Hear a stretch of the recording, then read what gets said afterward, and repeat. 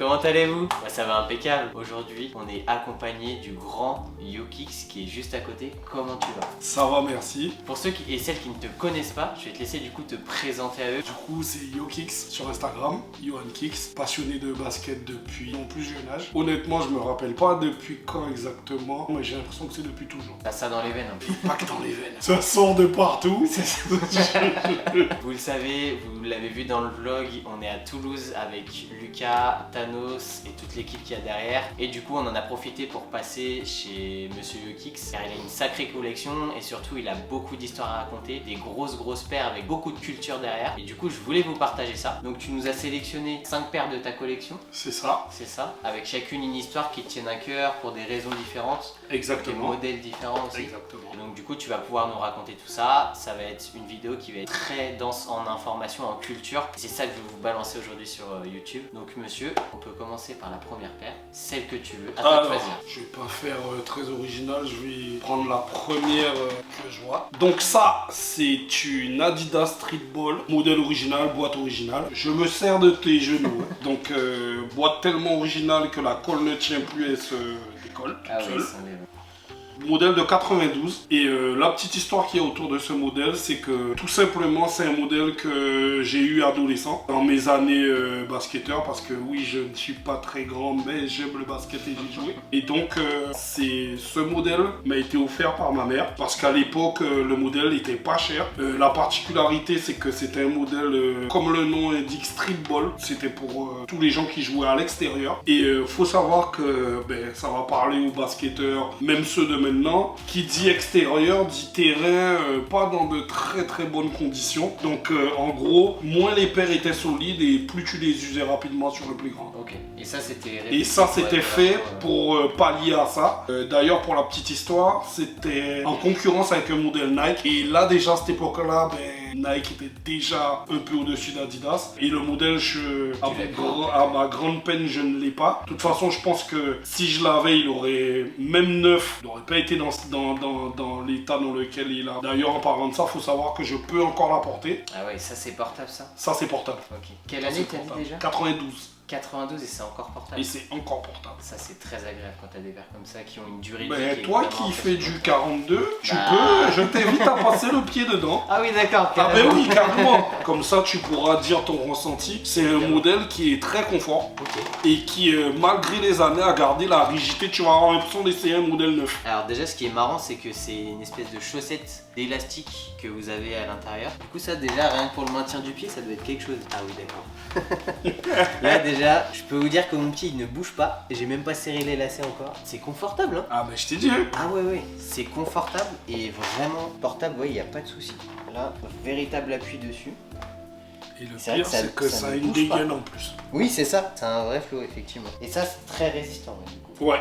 Ça bouge pas. Toi, tu t'as rocké ça ou c'est PRDS? Non, parce que en tant qu'amoureux de la basket et nostalgique, même si je sais que c'est portable, je préfère pas la porter pour la conserver en état en fait. Parce que au final, la rocker et l'user, je vois pas trop l'intérêt pour quelque chose qui est d'époque, qui a été très peu réédité. Il me semble que les rééditions qu'il y a eu d'ailleurs, parce qu'elle existe en basse comme celle-là, mais aussi en montante, et de mémoire, elle a été rééditée qu'en montante. Tout ça pour dire que si je la flingue, j'ai peu de chances de retomber dessus.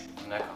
En plus, c'est une paire qui est très sentimentale pour toi, parce que c'est exactement qui me l'avait acheté à l'époque. Ce qui était bien avec cette Adidas, c'est que le rapport qualité-prix était bon, c'est-à-dire qu'elle était pas chère pour une paire de b-ball, et elle était solide. Donc ça, tout ce qui pouvait plaire d'ailleurs à une maman. Ouais.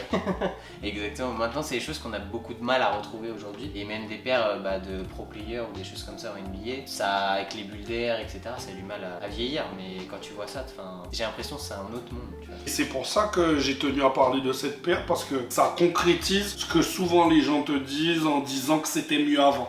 Et Et surtout, un autre truc qui m'a fait tilt déjà en ouvrant la boîte, c'est de voir qu'une paire aussi vieille, même si elle était enfermée dans une boîte, t'as l'impression que ça n'a pas bougé en fait, même au niveau du colorway. C'est vraiment blanc éclatant comme une paire neuve. Les autres couleurs sont maintenues. Alors le orange, il a peut-être un peu bougé, tu vois, et là, ça a un peu jauni aussi, mais sinon, si on te dit pas que c'est de 92, bah oui, t'y penses pas tout. voilà, La numéro 2.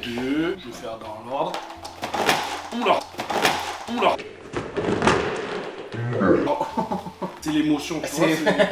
Reviens chez toi. J'ai perdu l'habitude, moi, c'est la pression des cailloux. La numéro 2, Saucony. Pas aussi vieux que la Adidas de tout à l'heure. En gros, ce modèle, c'est la Saucony Burger. Donc, comme son nom l'indique et comme même le packaging l'indique, clin d'œil au mythique sandwich qu'on appelait l'hamburger. Alors, le colorway couleur du pain, le rouge pour décliner en fait le steak, comme sur le dessin, le vert pour la salade, le rose, je crois que c'est les oignons frits, et le papier, comme les nappes dans les diners en fait. Ah oui. Et le truc qui m'a flingué d'entrée quand j'ai fait l'unboxing, c'est les lacets, que d'ailleurs j'ai gardé scellés, un pour le ketchup et un pour la mayo. Et c'est les lacets supplémentaires. Ça c'est vraiment...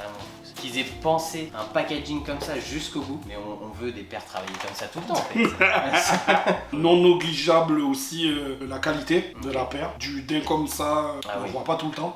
Ah ça c'est sûr. Et c'est quoi l'histoire derrière? Pourquoi ils ont voulu reprendre ce... Alors j'ai pas la story complète. Je sais que je l'ai mis dans mon top 5 parce que c'est une paire, comme beaucoup d'ailleurs de cette époque, que je n'ai pas réussi à avoir à la sortie. Ok. Que j'ai dû racheter à un reseller qui est devenu un pote d'ailleurs, mais avec qui on n'a plus trop de contact, mais qui est devenu un pote. Okay. C'était la seule paire qu'il avait chopé d'ailleurs, il me l'a revendu. Et il me l'a revendu d'ailleurs parce que c'était moi et parce qu'il savait que ça atterrissait chez un kiffeur. Big up à lui d'ailleurs pour cette passe. Et cette paire-là me parle aussi parce que amoureux de bouffe et de malbouffe, parce que hamburger c'est pas ce qui se fait de plus raffiné. C'est une époque aussi, parce que pareil, en étant un kids des années 90, le burger c'est emblématique. Ouais. Donc là, quand j'ai su, côté, voilà, et je pense que ça serait emblématique même pour nos enfants.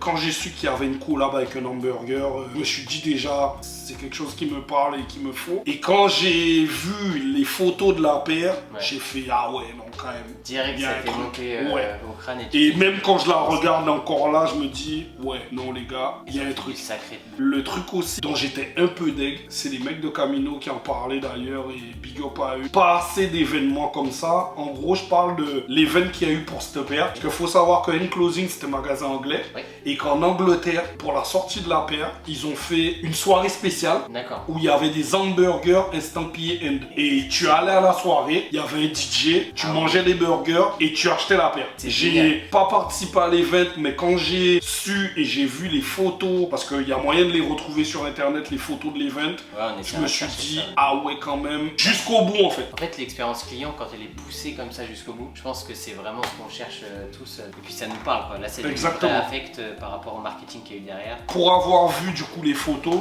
je pense que les gens qui étaient à cet event ne l'oublieront pas de sitôt. Tu m'étais. Paire suivante, monsieur. Paire suivante, écoutez, encore un truc qui va pas parler aux addicts de maintenant. Ah là là là là là là.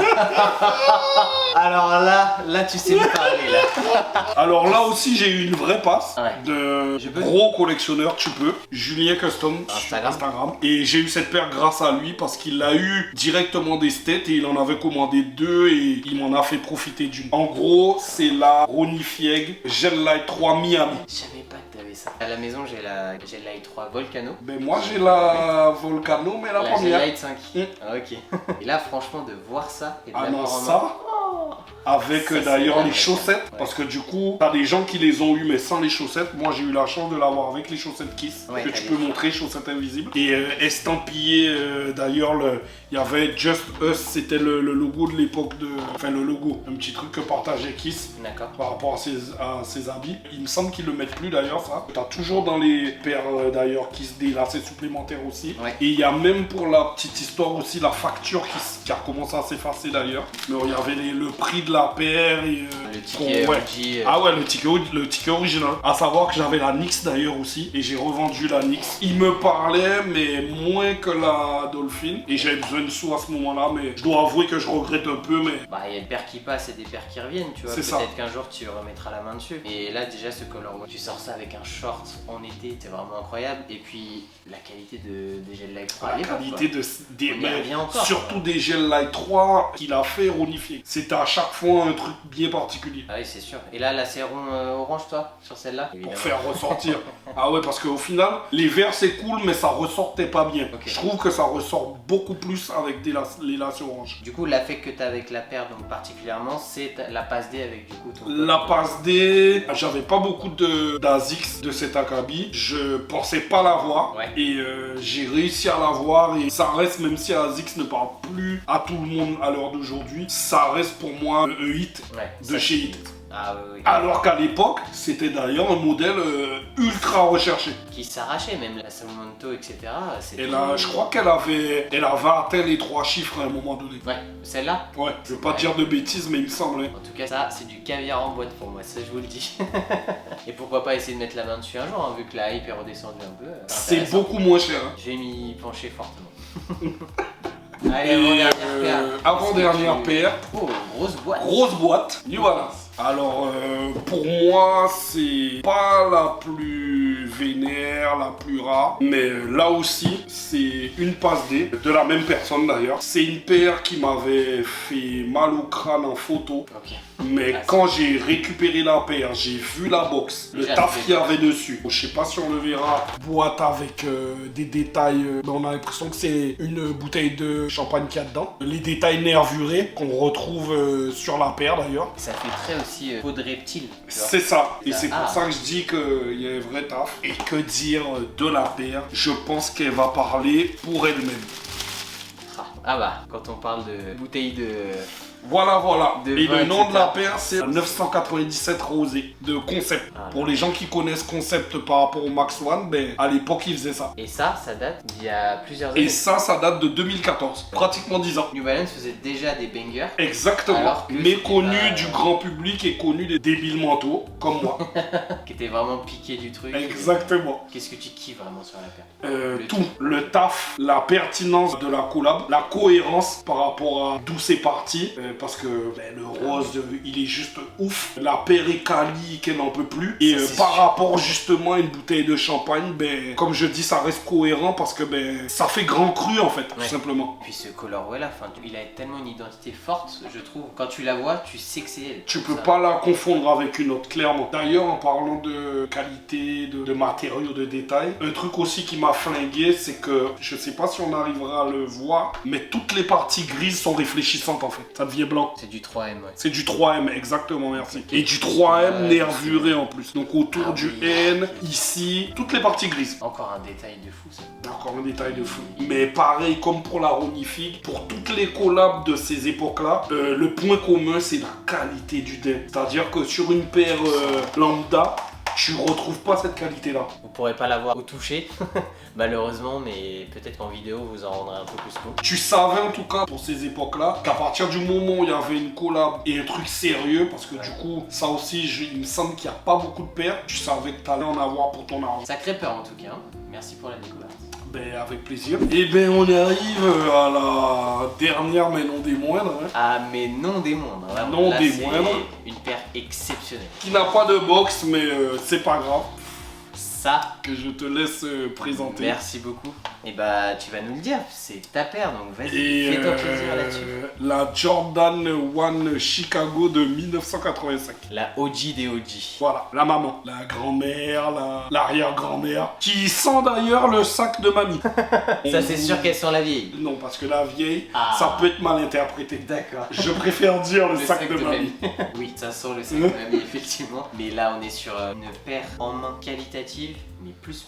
Là encore, pour reprendre les termes de certains, de débats bien connus, quand t'as ça entre les mains, tu ne peux que dire c'était mieux avant. Puisque en la comparant aux paires récentes, il n'y a même pas photo. Ah mais là il n'y a même pas de paire qui concurrence ça à l'heure actuelle, à part du bespoke peut-être. C'est ça, Où ils ont exactement. des vrais cuirs. Exactement. Mais là franchement quand vous avez la paire en main, c'est un délire vraiment, et c'est ce que je disais tout à l'heure en off à Thanos et Lucas, c'est que ça fait un beau pli. Ah oui. Que là le panel il est plissé dans tous les sens et c'est magnifique comme pli je trouve. Et même la toe box quoi, tu vois qu'elle a vécu, mais ça plisse bien. Et cette paire-là en particulier, parce que c'est la première fois de ma life que j'achetais une paire abîmée, portée, vieille, et je dois dire que ça a tout changé. Dans ta vision de la sneakers. Dans ma vision, enfin, ça a changé beaucoup de choses en tout cas, et Ouais. surtout, je m'en rappellerai comme si c'était hier, c'est que ça m'a direct en fait fait un choc, parce que là aussi,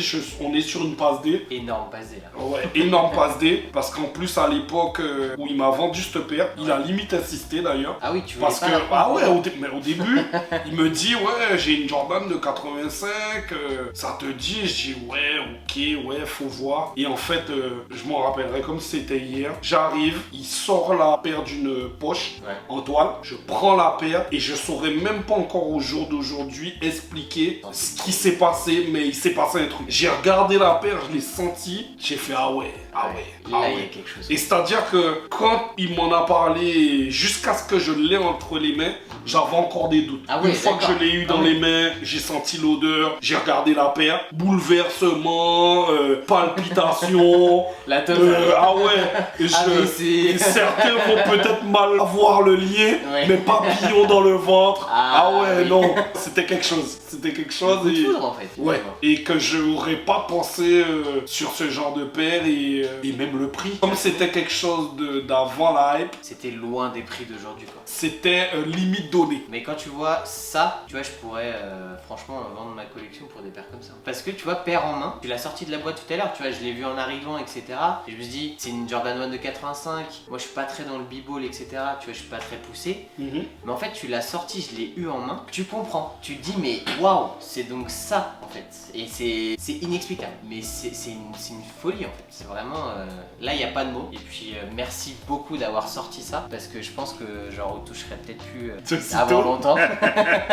Bon, monsieur, c'est terminé. Ouais, Merci beaucoup. j'ai même l'impression que ça a été trop court. Ah, c'est vrai que c'est Mais en passé tout cas, super vite. merci beaucoup. Bah, merci à toi surtout, comme je disais en début de vidéo, c'est pour ces moments-là que je kiffe la sneakers, que je vis la sneakers. Et la culture, pour moi, c'est primordial. C'est important. Voir des vieilleries comme ça va pas parler à tout le monde. Il y en a plein qui auront déjà quitté la vidéo. Et moi, ce qui m'intéresse, c'est vraiment d'aller chercher, tu vois, des personnes comme toi, qui ont cette culture-là, qui ont la passion du partage aussi, de montrer les choses, d'expliquer leur lien avec les paires, etc. Je suis content, très fier d'avoir pu vraiment avoir certaines paires en main. Et puis j'ai vu que tu transpirais ça, que c'était vraiment en toi. Et j'espère que ça s'est ressenti à la caméra parce que c'était vraiment bon moment. Comme tu dis, je transpire tellement ça que d'avoir l'occasion d'en parler, c'est un réel bon moment. J'aime tellement ça que la plupart des gens me disent que de m'écouter en parler, c'est quelque chose de particulier. Et on ressent du coup tout le kiff qu'il y a autour. J'espère que vous avez kiffé en tout cas cet épisode. N'hésitez pas à vous abonner juste ici, à mettre la petite cloche de notification pour ne rien rater. Et puis monsieur, au plaisir.